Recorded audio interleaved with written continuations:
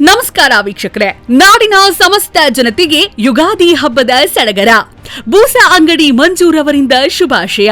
ಈ ಕ್ಷಣದ ವಿಶೇಷ ಸುದ್ದಿಗೆ ಸ್ವಾಗತ.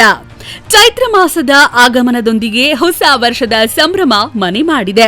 ನಾಡಿನಾದ್ಯಂತ ಯುಗಾದಿ ಹಬ್ಬದ ಕಳೆಗಟ್ಟಿದೆ.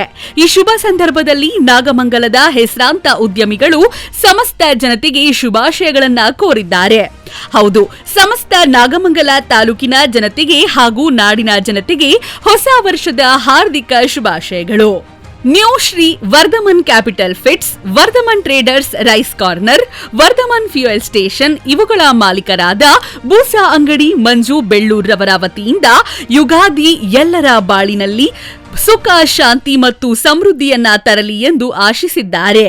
ಬೇವು ಬೆಲ್ಲದ ಸವಿಯಂತೆ ಜೀವನದ ಏರಿಳಿತಗಳನ್ನ ಸಮಾನವಾಗಿ ಸ್ವೀಕರಿಸುವ ಶಕ್ತಿ ಆ ಭಗವಂತ ಎಲ್ಲರಿಗೂ ನೀಡಲಿ.